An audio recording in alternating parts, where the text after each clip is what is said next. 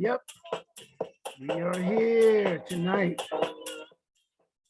We will start this podcast on time tonight.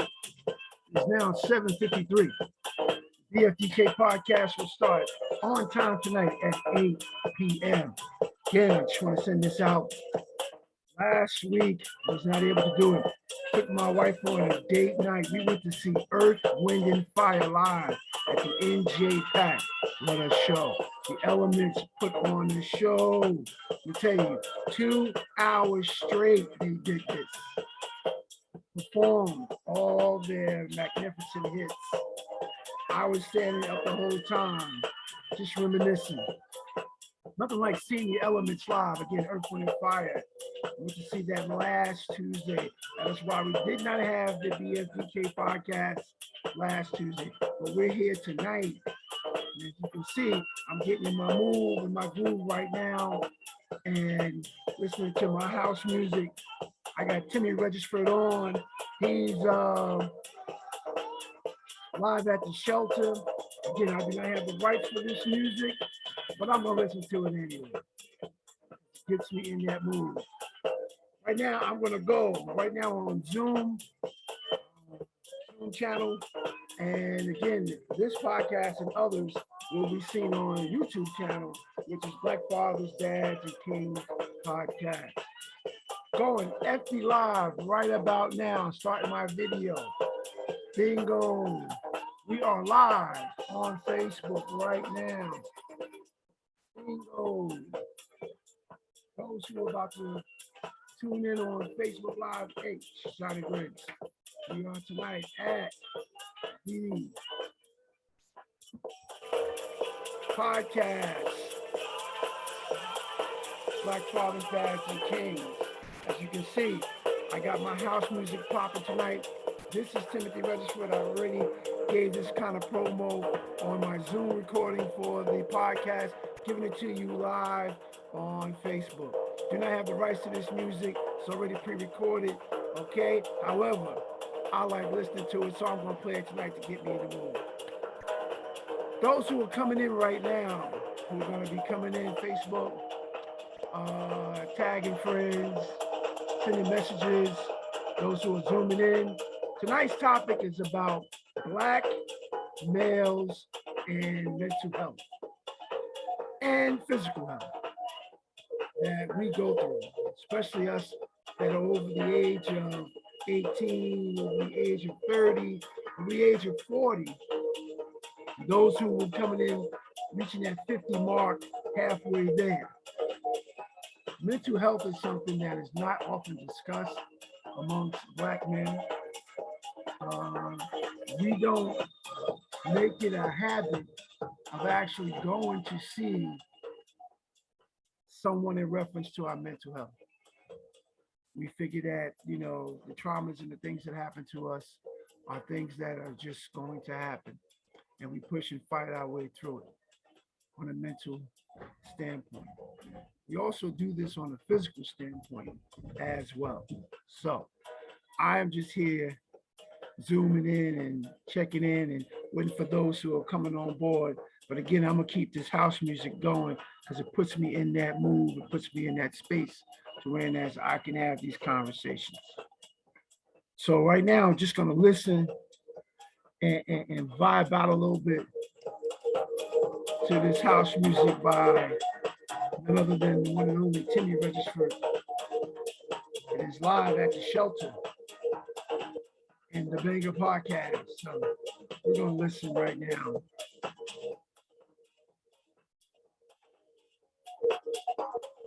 Yep.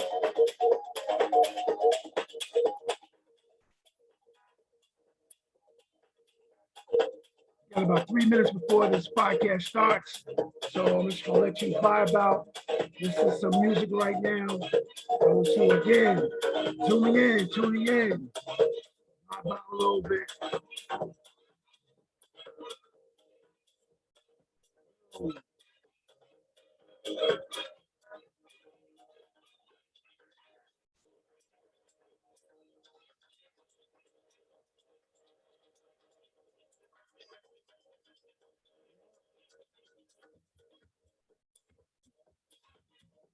Normally I'll be playing my congas right now to this house music. However, I'm just gonna sit and just listen and vibe out. Yes, yes, yes, yes.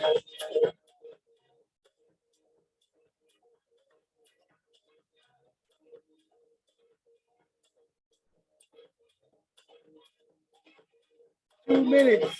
2 minutes. Johnny Griggs, you're on.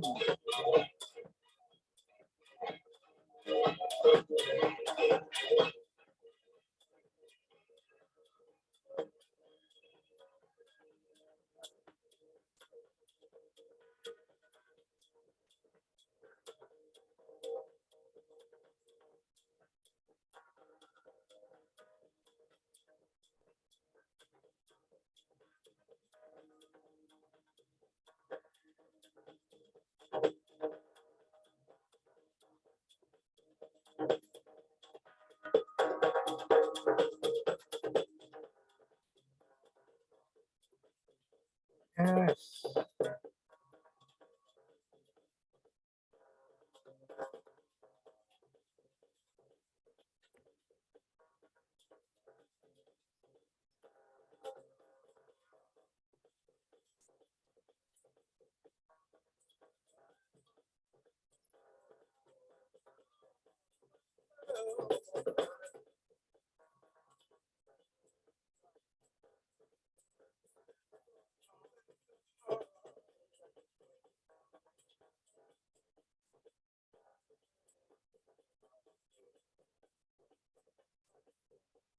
It is now exactly 8 p.m. And we are about to go into this BFDK podcast. Again, hey, my name is John Griggs, and I am hosting this podcast consistently. I just want to give a disclaimer. Last week, we did not have the podcast due to the fact that my wife and I went on date night. I think I repeated that earlier. We went to see the Elements, Earth, Wind, and Fire live at MJ Pack. What a show. Okay. They performed all their greatest hits and it sounded just like the record, but it was just live. So that's the reason why I did not have the podcast last week, Tuesday, 8 p.m. I was at the NJ Pack watching the Elements, Earth, Wind, and Fire. But tonight we are here. Again, we are live on Facebook. We are on a Zoom right now, waiting for those who are going to chime in and come into the podcast. We're going to do this for about the next 30 minutes. So those who are, again, on Facebook Live, Zoom, tuning in right now, bear with me. Those who will be coming in on a Zoom call, we're just waiting for you to chime in. I'm going to keep this house music playing on a low. Tonight's topic, again, is about Black male mental health, which is a touchy subject to some of us of a certain range and age in a certain place in life. Especially those of us who have gone through certain things, trauma, which is going to be a subject tonight, and how we deal with those trauma issues from a societal standpoint as Black men. Trauma is a word that is often used when it comes to men in general, especially Black men. So, just going to give you some information because I'm always researching and looking at things, especially when it comes to us. Okay. Black male trauma survivors were more significantly less likely to be utilizing health services than other sex or ethnic groups. Let me say that again. Black male trauma survivors were significantly less likely to utilize health services than other sex ethnic groups. When I hear that statistic, it is true that we do. We deal with our trauma in the way that trauma has. Since the dawn of this country and the inception of slavery, and this being Black History Month, trauma to Black males is nothing new. In this country, it's approximately 400, 500 years old. I think Black men, period, in this country and around the world, okay, deal with trauma and different types of trauma different than our counterparts, Caucasian, Latino, Asian, American Indian, and even Caribbean. Why that is, that's still a mystery to most of us. But the thing that I do know, which is factual, is that the trauma that we do deal with, and we do have, a large percentage of that has been brought upon us. The other percent we brought upon ourselves. So when I see that statistic, again, Black male trauma survivors were more significantly less likely to be utilizing health services than sexual ethnic groups of others. Okay. Another thing is high levels of daily crises and a lack of knowledge of steps to obtain services is one of the reasons why we go through what we go through. When I hear high levels of daily crisis, the struggle to make ends meet, work, finding a job, having stability in your life, being able to deal with family, society, the world as a whole, can sometimes bring those traumatic episodes to us, especially when it comes to, something that's happened daily. We don't often go and obtain services to help us with that. I don't know what it is, the ego or the id that has us sitting in front of a person and discussing our issues, our problems, our traumas, that we feel that we can handle this on our own. Another statistic, service eligibility issues were a significant individual barriers to mental health services for Black males. Again, I'm going to repeat that. Service eligibility issues were significant individual barriers to mental health services for Black males. Service eligibility, that kind of like, I don't know, what exactly does that mean? Service eligibility. Are we eligible for services, or are we not? Or is our situation too, I don't know another word, but to say graphic for services?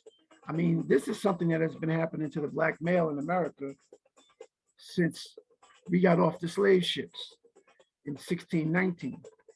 We have been dealing with this trauma, okay?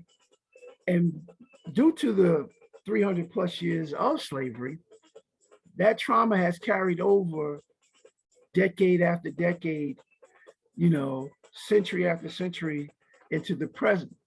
We're still dealing with the traumatics, effects of that in 2022. Barriers of mental health services for Black males. What's the barrier? What is that? Is there something stopping us from seeking mental health counseling? Stopping us from going to see a therapist? It could be a financial situation. It can be, an economic situation. It can be a societal thing, a family thing that we just don't go and seek that help a lot of times.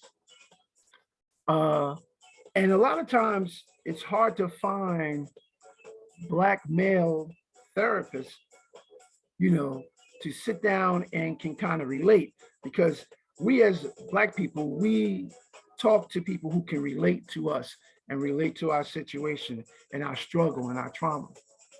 To sit with say, a white male therapist or female therapist, the first thing is that when we look across at them, can they relate?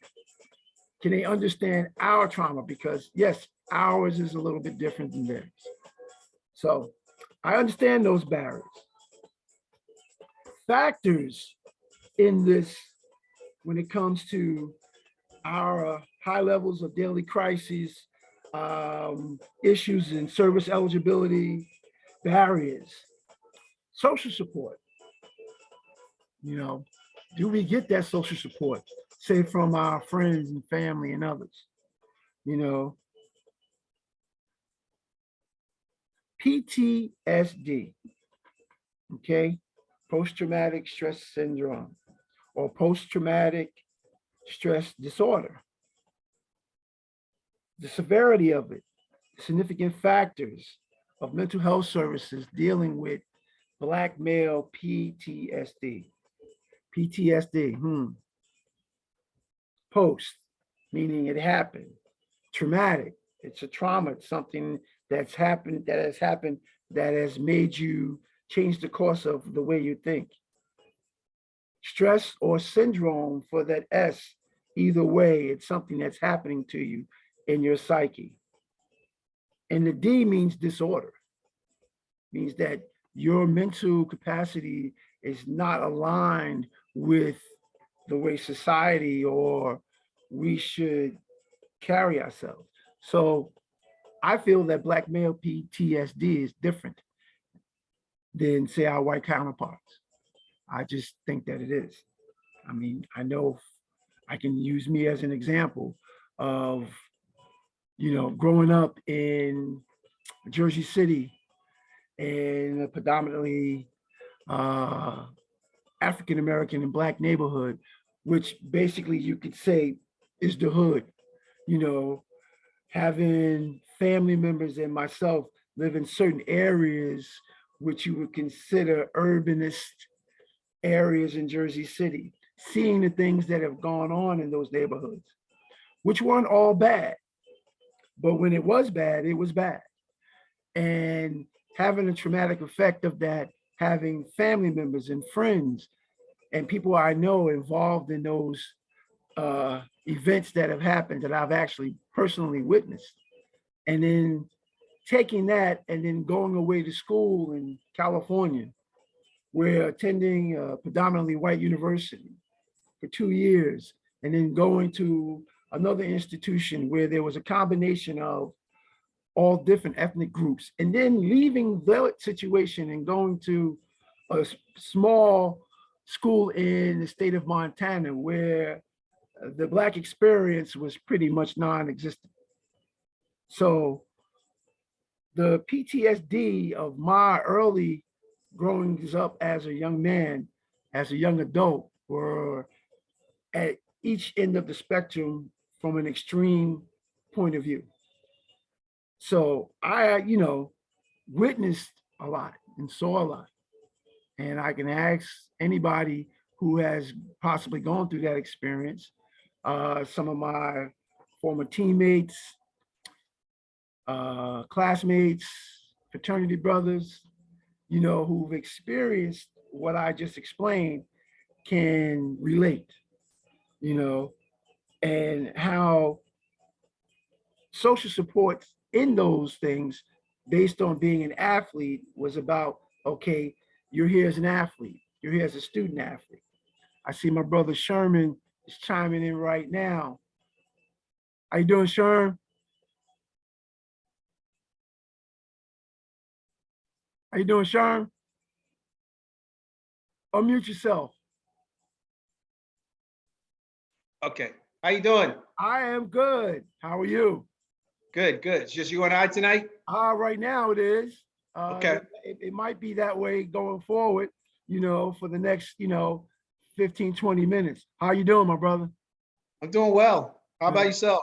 I'm all right. I'm all right. I'm all right. Family's doing well? Again, I want to apologize for sending out last week that we were going to have the podcast, and then I had to send out a cancellation on that Actually, my wife and I went on date night. We were gifted with some tickets to see Earth, Wind, and Fire at the NJ Pack Oh, that's a that good one. Tuesday night. One of my favorite groups. Hey, let me tell you, bro, they put on a show. 2 hours straight, music, nonstop. And you know, all of Earth, Wind, and Fire's hits, they're all bangers. You know, They are. it's not a bad one on any album that they've put out. So it was just a time for me and Kat to get out and just enjoy ourselves because we were blessed with some free tickets. You know, we had good seats. So you can't pass that up, you know. No. Can't pass up the elements in Earth, Wind, and Fire. Again, how are you doing? How's the family, the girls? Everybody's doing well. Dom's doing okay. Taylor's doing okay. Working a lot. I can imagine because she's in the middle of the heightened season right now. Right. So I can imagine, you know. And how's wifey? She's doing well. Doing well. Everybody's doing okay. Good, good, good. When you see him, give him my love. Tell him, I will. Tell him, Coach, you know, just shouting out to them. Tonight, what I'm talking about is a subject, you know, which is kind of like, and I was just going through this before you came on. Black men's mental health. For me personally, it's a touchy subject. Is it? Yeah. It's a touchy subject because, you know, I don't know if it's old school principles that Black men are supposed to be strong in their mental health, knowing what they need to do to deal with themselves, provide for family, deal with extended family, friends, and any kind of traumatic event that comes along, you know, other than some kind of physical illness, you just dealt with it. You know, if you had a relationship with a higher power, you went to that in prayer and you asked those questions. And if you did or did not receive your answer back, you still pressed on and you dealt with it. You know, you just moved and pushed through it the best way you could. And a lot of times, anger, frustration, you know, those different things come into play. And eventually, hopefully, it works itself out. You know, I see Carl is coming in right now. There he is, my brother. Unmute yourself, Carl. Can't hear you. Unmute yourself. There you How go. you doing, Phil? I am good. See Sherman up there? Yeah, I'm sorry I'm late. I was on another Zoom call. Hey, man, you're a busy man. How you doing, Carl? I'm doing good, Sherman. How are you? Doing well, thank you. You are a busy man. And Sherman, you probably know, Cat's an all-star. Woohoo! Is this the first time? No, third time, right, Carl? Oh, okay, okay. Third time. Congratulations, Carl. Appreciate it. My opinion, he should have been, this should be his fifth or sixth time. That's just my opinion. You know, I'm quite sure his dad agrees with that, you know. And what we're talking about tonight, Carl, is Black male or Black men's mental health. mm-hmm. And I know me and you have had conversations in reference to this, especially when it comes to me. Mm-hmm. And so I'm always transparent with the way I feel and how I feel sometimes, because for so long I closed it up, Mm-hmm. kept it to myself, you know, because I didn't have in my mind those type of people that I could trust to have that conversation with. Okay. You know, it's real interesting that you can say you know a lot of people, hundreds of people, but I've always grown up kind of like a loner. Hundreds of teammates, hundreds of fraternity brothers, family members. But when it came to dealing with mental health and trauma and things like that, I've always kind of like tried to keep it to myself and tried to deal with it myself. And has that worked sometimes? Yeah, sometimes it has. Sometimes it has. Sometimes it blows back in my face. Sometimes it's like spitting in the wind. It comes right back at me. You know, the hardest thing to do sometimes, Sherm and Carl, is to look yourself in the mirror and have a conversation with that. It's the one thing about it, because the mirror doesn't lie. It's gonna come back at you with the truth about yourself. And no matter how you try to push it to the side, mentally, emotionally, it comes right back to you. So with that, and talking about that, Black male trauma that happens to us as Black men. And a lot of that trauma starts when we're young, before the age of 18. We experience things, we see things. Some of it is hereditary, some of it is genetic, you know, and it travels through the course of our families, you know. But when I think about Black male trauma, it takes me back 400 or 500 years. We've been dealing with trauma as Black men. We've had to deal with a different type of trauma than most of our counterparts of other ethnic groups. Our PTSD is a little different than others, but we do have similar PTSD than those. But we have more differences than we have alike, because we are Black men. Okay, we're looked upon different. You know, do we go and sit down with a Black male psychologist when it comes to dealing with some of our issues, our trauma, or do we say we'll sit down with anybody who can possibly understand? That's where I am when it comes to this mental health thing. You know, where are we with this? What's your opinion on that, Carl?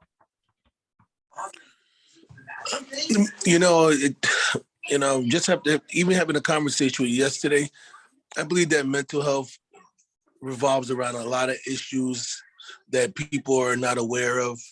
And I think that a lot of people try to handle things to the point where their mental health starts becoming an issue on their own health, because you don't want to involve other people in your business, especially when you're a private person. And like I said, just talk about you in general. When we were sitting there in the gym yesterday and you was explaining yourself to me, it took a lot just for you to tell me what was going on, because, we have that type of brotherly bond where, you needed to express how you felt yesterday.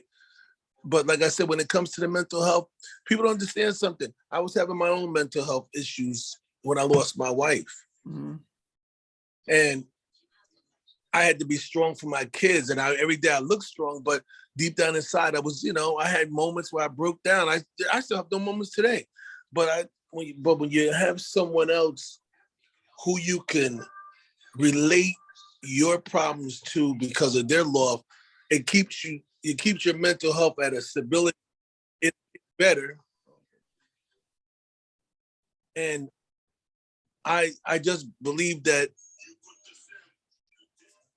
person took me through a lot, because I don't want to say anything, but she knows who it was, and who it was. I don't want to put people's names out there, but sometimes you have to get to someone who dealt with loss to understand what your loss is. So when you're going through your own mental health, you got to say to yourself, which way I'm going to go, because a lot of people don't recover from mental health. Sometimes mental health is the destruction of a lot of people. So you got to understand that mental health could be debilitating. Mm-hmm. If I didn't have that person or people or even my own son to keep me stability, I don't know which direction I was. I didn't know how to deal with death and loss, because I'm not, there's something that you don't wake up in the morning and say, oh, I think, it's something that you have to find out how strong you are as a person when you're dealt with something like that. So when I hear people out there, let's just take sports, but look at all the people in sports today that are finally coming out and having all these mental illness. Look at all-stars coming out saying they're going through mental health. Athletes, but because we don't understand something. When you see these guys in these sports, they're out there looking like great superstars. But what's happening behind the scenes? Right. And I think that's what we lose. I think that's what we lose ourselves. We engulf ourselves in their stardom and their thing, but we don't understand, what is he really going through? Mm-hmm. Even my own kid, it took time for me to realize that he was having some issues. Right. So he had to step back and say to himself, I got to get myself straight. And like I said today, people said, oh, he made All-Star. I said, let me tell you something. Him making All-Star was not about the sport. It was about letting me know that he's going to be okay because he stayed focused on his goal and he kept his priorities in line. Right. He's always have moments. I'm always going to have moments. Anytime a birthday comes up, anniversary, song is just, but am I strong enough to get through it? I'm strong enough to adapt. Right. You're going to be strong to get through it. It's just not going to happen. Because every year you're gonna get your mental stress is gonna get tested, and that's where your faith got to come in, and people around you got to keep you and build you up. Mm-hmm. So I only want to surround myself with positive people. I don't want negative stuff to affect me. I love the conversations with someone who I love. That's a different part of negativity. But I don't want to hear, oh, do you hear? I don't care what so-and-so doing. Oh, I don't care about that. What I care about is what can you bring me to make me stay positive to myself in my life. And that's why when I hear people going through mental, I feel for them because I know how severe it can be. And it's only the strong survive when it comes to mental health. Exactly. Sir, what do you think about that? So do you think, Carl and Griggs, people know that they have a mental health issue? I mean, how do you know when you have a mental health issue, being versus just a issue? That's a great question. And let me jump on that real quick, Sherm. That's Sometimes a great question. people don't know they have mental health. Sometimes the people around them could see that you're going through mental health issues and they say, hey, that ain't the same John Griggs I saw a year ago. What changed him to where he is going through now? Right. Has anyone sit down and say, hey, John, you're not the same guy. What's going on? Is there something that we don't know that you want to talk about? Because sometimes you got to go and approach someone and let them know you see the change, because a lot of people are in denial that they're mental. They have mental. Right. That's you. You don't know. Yeah, I do know because I saw you a year ago and I know how you are now. You're not the same person. So sometimes it takes someone on the outside to tell you that you're changing. Yep. That you're not the same person. Mm-hmm. Talk to me. Let me know what's going on in your life. Right. And you know, to your point, Sherm, you know, for me, that was hard. That was hard to do, because when you live your life in a private space in your mind, not necessarily in a private space when it comes to society and dealing with other people, but in your own space in your mind, you don't see the results of you being that way. And in that itself, Sherm, is a mental health issue, because you're not alone on this planet. You're not alone. You're not alone in your home. You're not alone in society. There are other people that may be going through similar things, may not be. But I think when it comes to knowing that you have a mental health issue, you have to trust it. You have to trust that that's what it is. And once you can feel that, hey, I can trust that this is what it is, now I can possibly seek help for why this is happening, you know? Mm-hmm. But I think trusting, knowing that, okay, something's not right. Other than feeling it physically, you know, mentally, something's not right. You know, and again, we as Black men, we tend to kind of like, I know for me, I can't speak for you guys or anyone else. I know for me, I kind of like hit a wall first and be like, all right. And I try to say, well, what can I do to fix it? And there are times where, no, you can't do nothing. You can go to your creator in prayer. You can go to whatever you feel is your spiritual healing. But that's going to come back to you and say, the problem is still here. There's something wrong. So when you know you have mental health, you know you feel it physically, you feel it mentally, emotionally, something's not right. Because you start to act that way. You start to act a little different. And then those who know you, love you, care about you, they start seeing you that way. They see you shut down. They see you, you know, kind of like.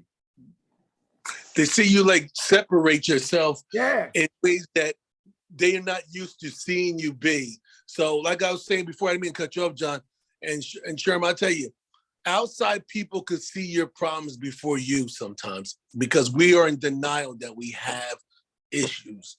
Everyone thinks it's peaches and cream, but everyone else could see that there's something foaming that just right. And they're going to bring it to your attention. And unless you are willing to accept the criticism and the judgment, then you're never going to improve yourself because you could be in denial, but the truth is right there. And people will, your real friends that tell you the truth don't care how they hurt your feelings. They're just trying to help you. If you don't want the help, then that's on you. But I'm going to tell you something. Your true friends are going to tell you, that ain't you. I don't know who that is. And you rather have tell you the truth than be subject to things that you can't understand. Because like I said, I've been around people. I've seen people have mental issues, but I also see people take the criticism and improve their issues. So sometimes you got to just accept the good with the bad. Yes, yes, yes.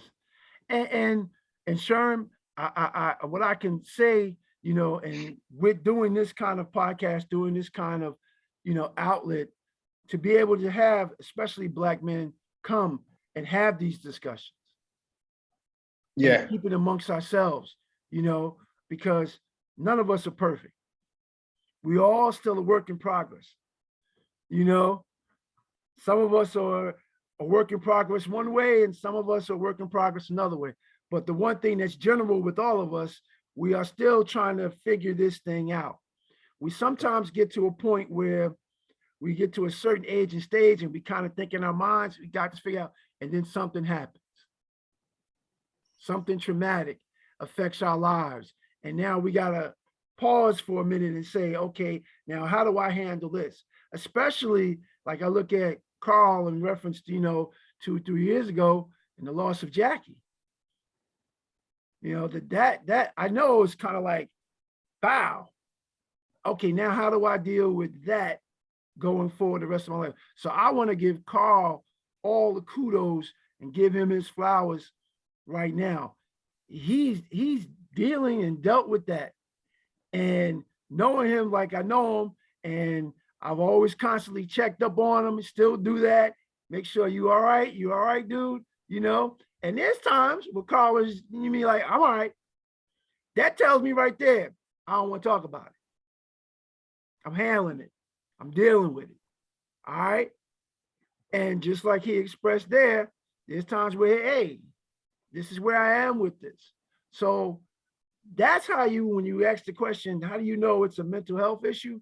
When trauma like that hits you, or crises hits you, and you stop and you say to yourself, where do I go outside of me sometimes to deal with it? And I believe that's true, but you know what? Honestly, my inner, I want to say this right. I think it's the willpower to succeed because I know that she's not here. I got a great partner now, but I think the desire to make sure that my kids is okay pushes me all the time because my kids are my priority. So I have to always make sure that they're good. And as long as they're good, I'm good. Because I gotta still be a dad. Yep. Still. And I have to still make sure that they're following the rules that she implemented and I implemented, and everything is still going course. When it comes to my mental, I just have to just basically rely, like I said, on the people that have been there for me, who are pushing me every day. Because like they said, she wants you to go on, but and keep going. Because like I said, a lot of people, it could be tough. Like I tell people every day, it's like I said, you don't know how it is until it slaps you in the face. Mm-hmm. And mental is really tested when you're thrown into something that you don't expect. Trust me. And that's just the way it is. Yep. It's just the way. Mhm. I mean, you're either gonna be able to survive, or you're gonna. And I don't mean you're gonna survive the next day. It may take 2-3 years, but in those 2 or 3 years, have you done the things necessary to make sure that you're on course to go forward? Right. Like I said, always gonna be there. It's never gonna go away, but it can also make you a stronger person to deal with situations, Mm-hmm. and it's made you stronger. And I always say this. If you ever get in a situation, only go to people that are going to build you up. Right. Don't go to people that are going to take you down, because you're already down. They can't take you no lower than you already are. Strong for yourself. Yep. You got people into your circle that are going to keep you positive and let you know it's going to be okay. That's right. That's right. That's right. That's right. So yeah, I mean, we are all sitting here, you know, and having this discussion and talking about it, you know, is the beginning of it. Having the discussion, having the talk amongst ourselves, because we can talk about sports, we can talk about everything else, you know, on the planet. But when it comes to what's going on up here, I know for me, we tend to kind of like, all right, and the trust factor comes in.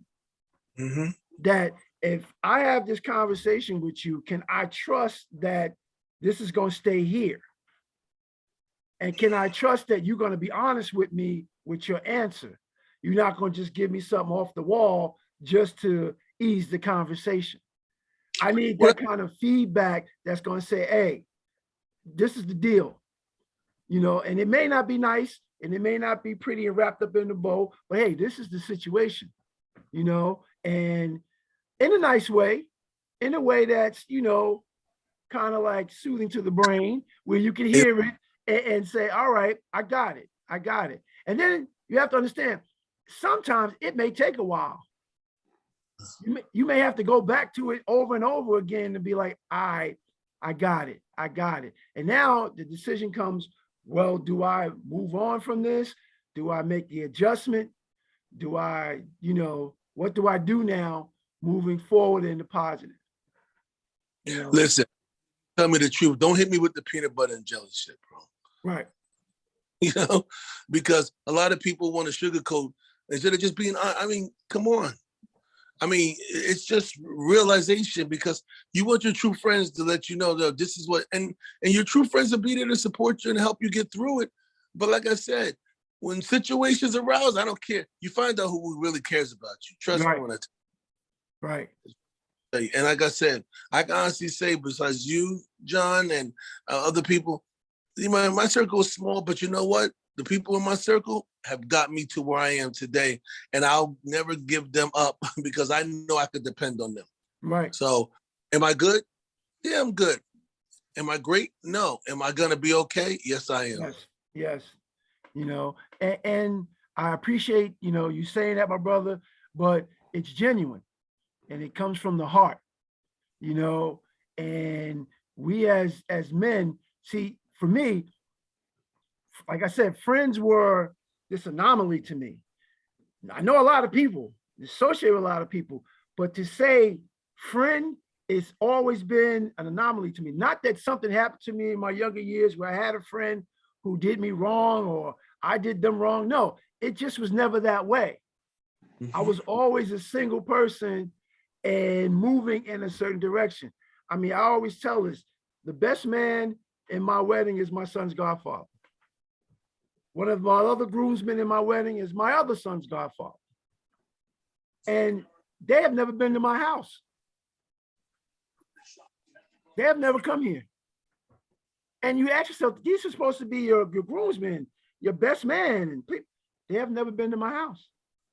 I don't know why that is. And I know why that is, because it's me, you know. And thinking about it now, 20-some odd, 30-some odd years later, like you said, Sherman, that's a mental health issue. That's a mental health issue that I got, that these people who were there when my sons were born, I knew and grew up with, hung out with, and one's fraternity brother of mine, and I know the other one's his family, and they were there when I said I do to my wife. And yet I have never called these dudes and say, yo, come to my house.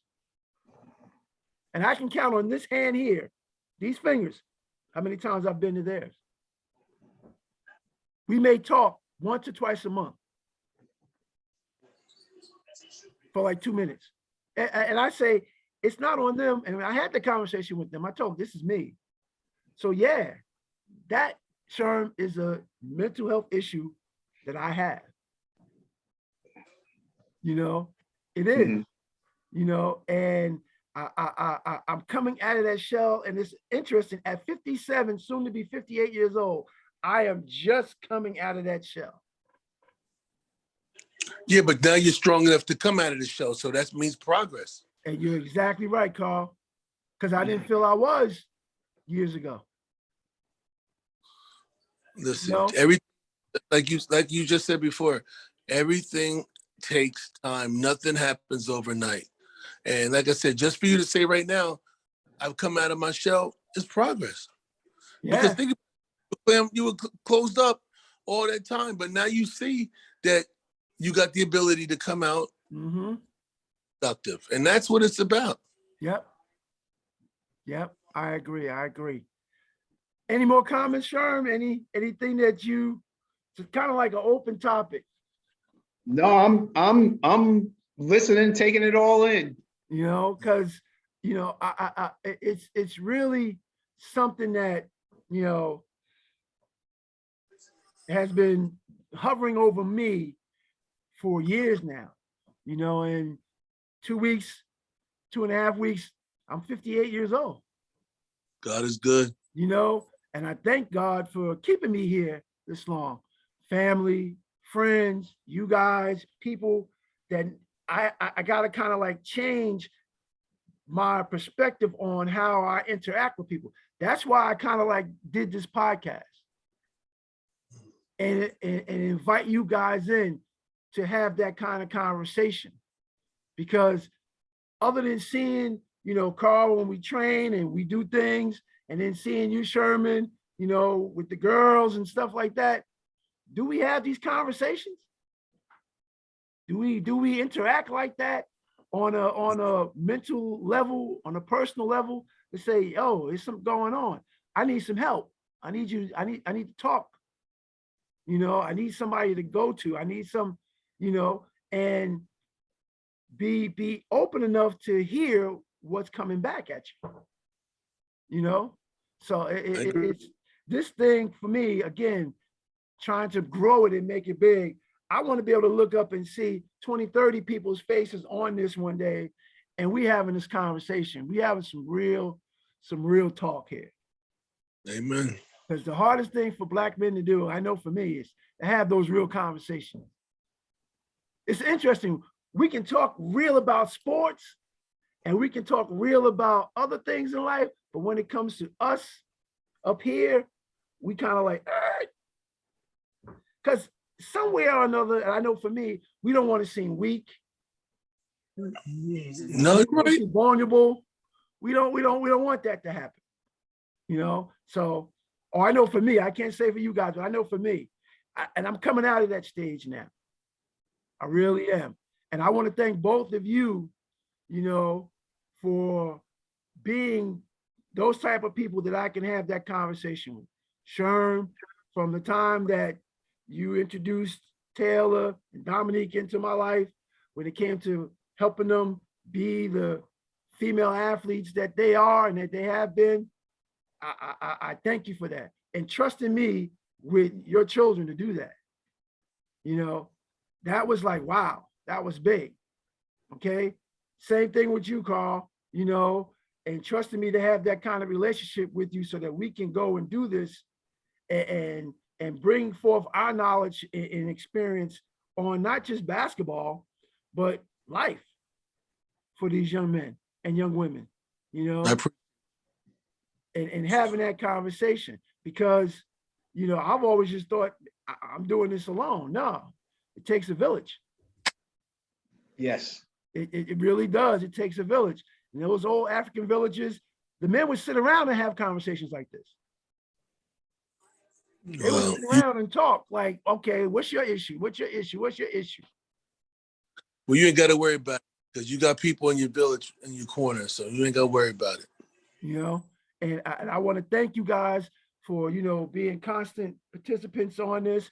And again, once this starts to grow and we start to take this elsewhere, I need you guys to come in and say, okay, just like you did tonight, Carl, boom, here it is, A, B, C, D.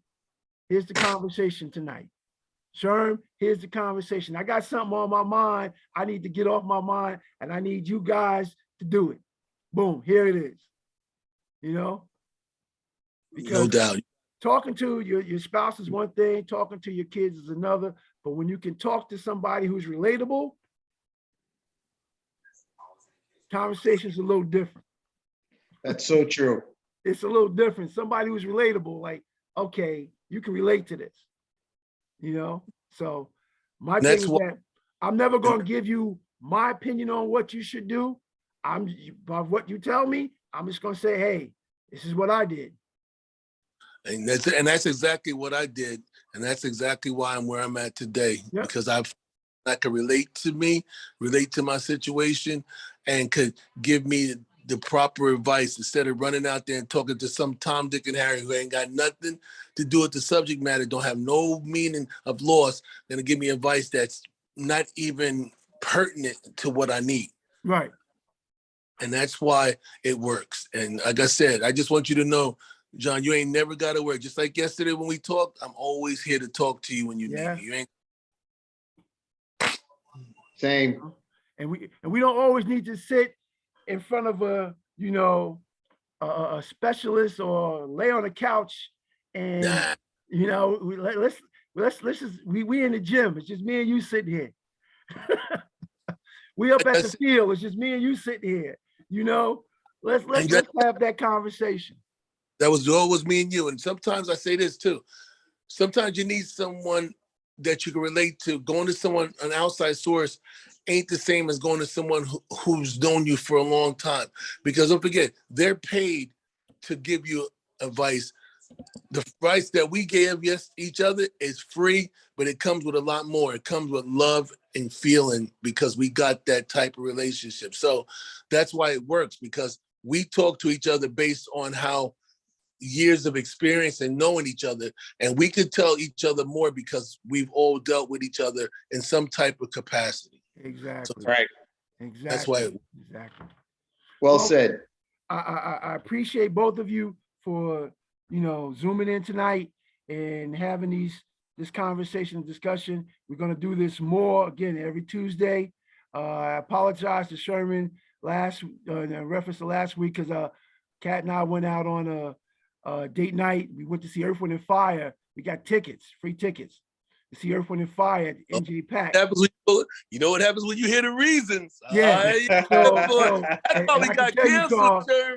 Hey, you got to make your own reasons. last Tuesday, what a performance, man. 2 hours straight, these guys performed and did their thing. And it was just a good time out. You know, and again, when you give free tickets to Earth, Wind, and Fire, you can't turn that down. You know, that's true. You can't sit there and say, hey, you know, give them some. Nah, we going to see the elements. So that's why I had to cancel last week. I didn't want to give that excuse and reason, but that is what it is. However, our time is up on this podcast for tonight. Again, I want to thank both of you for tuning in and zooming in. Those Appreciate who are on Facebook Live that are there, Elijah Grant, what's up, my brother? And then Willie Chisholm, another one of my former teammates from high school. What's up, you guys? I hope you guys were listening to these two, grown men who I know personally and who are friends of mine, and just expressing what it is when it comes to dealing with our mental health issues and who we are as Black men, especially BFDKs, Black fathers, dads, and kings. Hey, I'm going to sign off now. Going to let you guys ride into the sunset. Again, I appreciate everybody who zoomed in, Facebook Live in, and we will do this next Tuesday, guaranteed 8 p.m. BFDK Podcast. Hey, this is Johnny Griggs. I am out. You guys be blessed. Have a blessed evening. Stay up. Peace. Peace. Peace.